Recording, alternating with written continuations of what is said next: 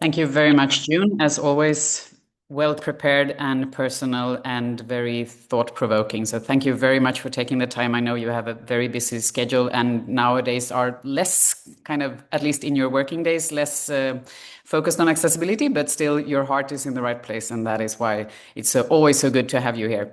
So thanks a lot. And I also I did post all of your links in the chat. And I want to say that not only have this Irish health app, it has good, easy to read and so on, but they also have a very cool message. So do look at those videos because they are doing it in, I think, another very nice way. But wait with that until after the event, because now we are moving on to the next speaker.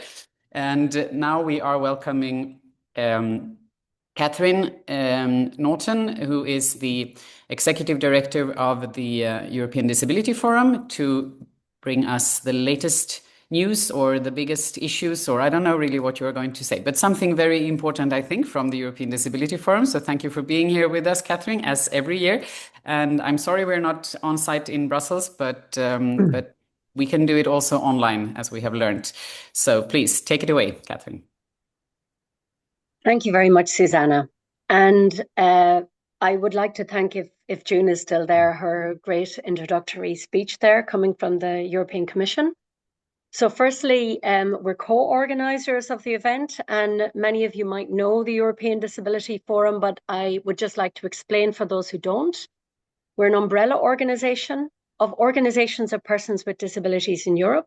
We have over 100 members. Our members are at national level, working on the implementation of the Act, the monitoring of the directive, and our members are also at the European level, representing different disability groups who are affected by accessibility and barriers in different ways. So collectively, we campaigned for the directive originally, and we have worked to help our members during the transposition of the Act, when that's been translated to national level, and now on an ongoing basis to look at the implementation. And so I'd like to thank you, Susanna, and the International Association of Accessibility Professionals for organising together with us these annual celebrations. So it's the 5th birthday today, and at birthdays is always a good time, whether they're our own birthdays or the birthdays of legislation, to think about what we've achieved and what we didn't achieve and what we want to do in the future, as well as just to celebrate what we have. And so I really like the birthday celebration because we have to remember the web directive. It's a time when we remember our friends on their birthdays and our colleagues, but also we have to remember this directive. And we have to, it gives a time to mark the importance of web accessibility. So we've heard a lot about this already in the introductory speech this morning, about how web accessibility improves the user experience for everyone on the website. We've heard examples also just now about how it stimulates innovation and cross-border collaboration. But I also just want to say, accessibility of public sector websites and apps, it's not just about innovation and market effectiveness. It's really a human rights issue. When a person with disability wants to access public services and they cannot because of inaccessibility, this is really a human rights violation, in the same way as if you go along and you cannot get into, a hospital or a school or, the local authority buildings. So while we're celebrating today the Web Accessibility Directive, we have to know that when it's not fully implemented, people are not able to exercise their rights. So we're right now in Europe at the moment, a lot has been achieved because of the Web Directive, and a lot still remains to be done. So this was really a forward-looking piece of legislation. When it was first proposed, it was already, I think in the first proposal, it was about websites, and in the end, it was about websites and applications, mobile applications, which was very, very forward thinking, because we know that in our everyday lives now, we use applications all the time. So it's excellent that they're covered. We could not have anticipated how quickly digital services and digital public services would roll out. I think also when we look back, a lot of that was accelerated during the COVID-19 pandemic, where a lot of services that we would never have thought could be online were put online, and in some cases remain online. So website accessibility, and especially public sector website accessibility and mobile applications, it's not just a luxury or an innovation, it's really a necessity for persons with disabilities. We have we have the Web Directive, and we have other instruments in the EU at the moment as well, which are all enhancing accessibility or will go towards enhancing accessibility. We mentioned already today the European Accessibility Act, but we also have the Digital Markets Act, the Artificial Intelligence Act, and others. And so this is not only a cornerstone for ensuring equal access to public information and services for all citizens, but it's a starting point to push for inclusive digital markets in general, so that people with disabilities can participate like everybody else. So where do we stand now? The first speaker, she already referred to the European Commission's 2022 report, which highlighted progress we've made and the gaps that remain. So we've already mentioned that thanks to the Web Accessibility Directive, we have much greater awareness among public authorities about digital accessibility. Awareness and progress, because laws make this happen. Often we have public authorities to do these initiatives by themselves, but there is nothing like a clear regulation or a law to put the obligation there and to make it happen. And we have the advantage with the web accessibility that we also have standards available. So the directive has truly become a foundation of EU accessibility policy. There are some challenges mentioned, like about the accessibility statements, them being missing. This is something that needs to be worked on. The feedback mechanisms that do exist are underutilized. We don't use them enough.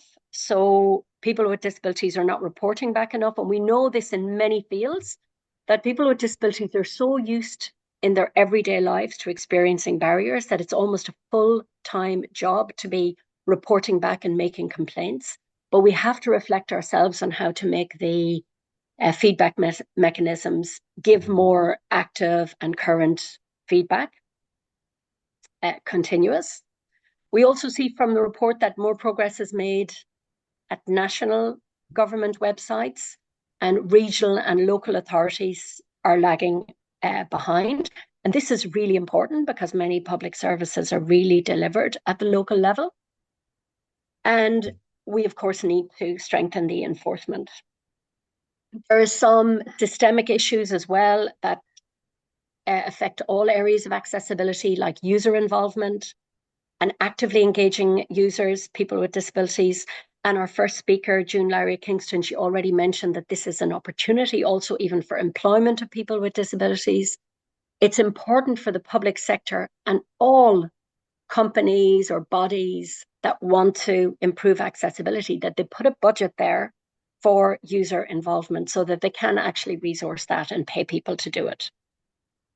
Authoring tools for website design still allow people to create inaccessible content. So this is a disadvantage. And Larry Kingston, she also mentioned that AI generated code might lead to further chaos if that can generate inaccessible content.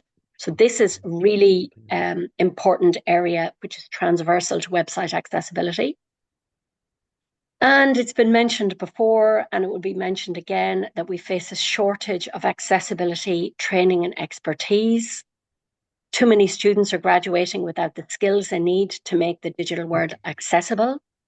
And many web developers, designers, and future professionals lack the knowledge, which is why the work of the International Association of Accessibility Professionals is so important. It is really a challenge to procure these kind of skills and services. And in this regard, I just want to thank also the International Association for Accessibility Professionals for endorsing the NICOSA Declaration last week. So on the 11th of September, EDF, together with IAAP, EU, and others, launched and signed this declaration, which is a commitment to embed accessibility and universal design into higher education curricula. Universities need to embed accessibility and universal design across all curricula, not just in technical or disability-related fields, but today accessibility training may be possible, but it's not transversal. So many people trained in web design, but also in architecture and other fields, don't learn anything about accessibility at the beginning. So during this project, which we just completed, many tools were made available, were developed so that people can have access to these publicly. And we want to ensure that the students of today and tomorrow all have accessibility training. The students of today are tomorrow's managers, entrepreneurs, policymakers, and innovators. And so if they graduate with accessibility as a skill and a core value, we will see in the future more accessible workplaces, technologies, and services that include everyone.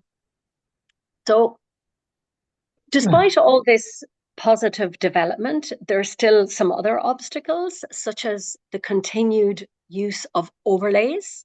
And these are tools that claim to make websites accessible, but they might, and they often make them more inaccessible than before. As the European Commission has stated in its joint statement with us, overlays are not a substitute for real built-in accessibility. And we want to see real built-in accessibility, not overlays which are add-ons which don't do the job. And finally, I want to refer to another, right now at the moment, we had the European elections last year. We have a new set of political leaders at the EU level, new structures within the European Union, and we have changes in many fields. So we're very happy that we have some pieces of EU legislation on accessibility that we can still build on and improve.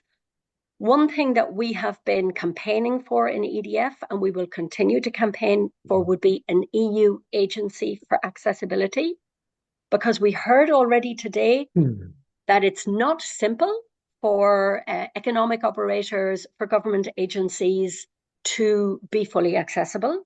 And we would like to see an EU agency which helps with the development of standards, with technical support, with training.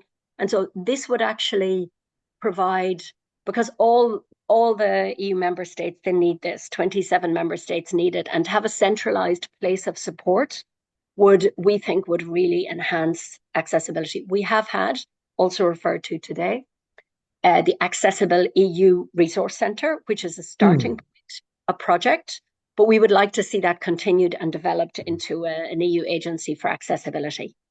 Because, as I mentioned, we have like a new European mandate. We have a new parliament, we have the same president of the Commission, but under a new mandate. And we can see that many political forces are looking at slashing regulations at the moment, and slashing regulations that protect our environment, that protect consumers in the name of competitiveness. And so it maybe undermines some of the progress that was made in regulations like the Artificial Intelligence Act and the Web Directive. But this is not what we need. We've heard that we get really good quality results when things are accessible. We get more innovation. We have better possibility of trading across borders because the accessibility standards are the same.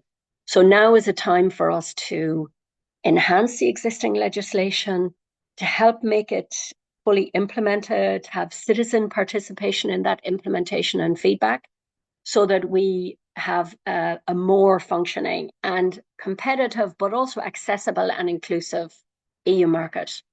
And so we want to see a future with an even strengthened web directive. We heard that areas could be enhanced or improved. For example, it could reach and be obligatory in critical areas like education, whereas now, these are opt-in, opt-out areas. And the web directive could even include the European institution themselves, which is not currently the case, but it could be a goal of future revisions. And so I think I said a lot already this morning at the start of the day, but I wanted to end by thanking you all for your presence, your continued commitment to web accessibility, and to continue celebrating every year. Susanna, you mentioned we continue the birthdays, continue the celebrations, because as years go by, we can mark a lot of achievements and we can see a lot of achievements. Sometimes day by day, we feel like we've still got a lot of barriers, but as the years progress, we can see how much change has happened. And thank you again for the co-organization of the event with us today and your continued collaboration.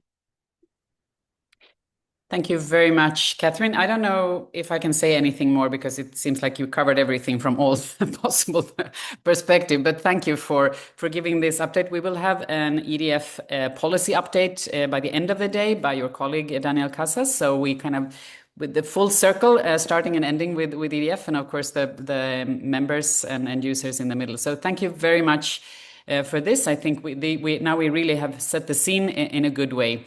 And before I give the floor to the next session, I would like to ask June again to respond to something we got in the question. We got a lot of questions, but one of them I think is specifically for the Commission. So should we not push for the public institutions to be accountable by setting fines comparable to the European Accessibility Act? The public sector does not have the same level of accountability. So that is a specific kind of policy-related question. So if you want to say something very brief about that. I'll say something very brief, keep you on time. I think it's a very pertinent question, definitely. And I'm sorry to say I don't have a magic answer, except to say that we see the progression from the WAD being the first kid, on the block, when member states were very concerned, I think, certainly back in 2016, 2015, leading up to the adoption of the cost of this, We're talking pre-COVID, the digitalization of everything, and member states were very concerned about that. And so they didn't want to punish themselves, I think, which is why we have this enforcement mechanism, which is really based on name and shame rather than name and fine. The EAA is an interesting comparison, but it's not totally relevant because that is obviously private sector. They're plugging into the market surveillance authorities that already have that right to fine companies that aren't abiding by market legislation.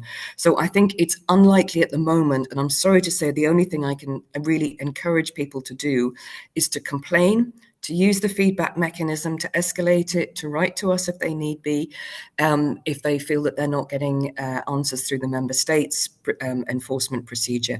That is the official way to really raise issues and try and get people to take them seriously. And I can promise you at least that if we get anything like that, we will take it seriously and we'll do the best we can. And some member states, in fact, did put penalties in, but not all, because that was a gold standard they could do themselves if they wished to. So I hope that answers the question, even if not as the questioner would have liked. Okay, thank you very much, June. And I personally think that it would be a little bit strange if public sector fines themselves. It's kind of a round of taxpayers' money that I don't know if it would be logical to do. But with this legislation and the European Accessibility Act, then hopefully more and more companies will have accessibility as their standard. So more and more things will be accessible. I think that kind of the trickle down effect, that is what we are hoping for, all of us, to make sure that this becomes better, even if we are not forcing people with the big stick.